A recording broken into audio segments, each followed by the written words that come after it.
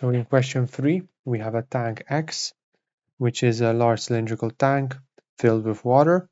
We're told that the bottom is connected to a short horizontal pipe, which can be opened. And then we have these two blocks A and B, which have identical dimensions, and they're both partially submerged in the water. We're told in part 1 the water can be modeled as consisting of individual particles that are in continuous random motion. We need to, in terms of interactions with both water and air particles, we need to explain why there's an upward buoyant force exerted on each block. So there are really two forces that we need to mention here. The first one is that air particles collide with the top of the block,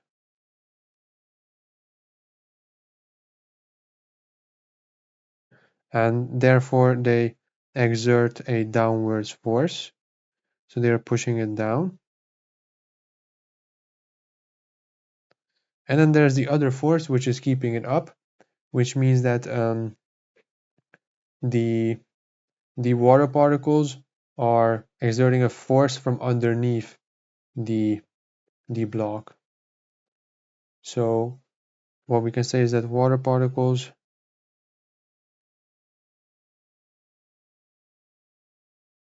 collide from bottom, and therefore they exert an upwards force.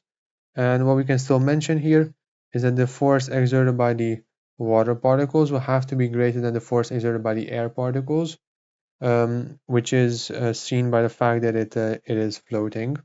So we can state that the force exerted by the water is larger than the force exerted by the air. And then in part 2, we're told that the valve is opened and the water flows out of the pipe.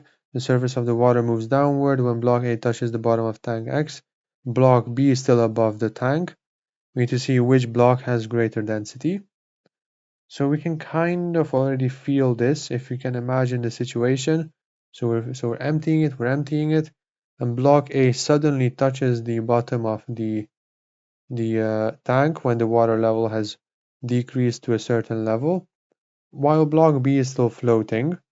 So this can already give us the sense that block A's density, so block A density will have to be greater than block B's density.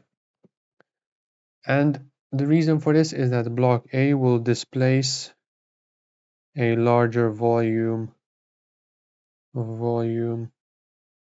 of water, and therefore the buoyant force on A will have to be larger than on block B, because when it is fully submerged, it displaces a larger volume than block B does, as it is still afloat.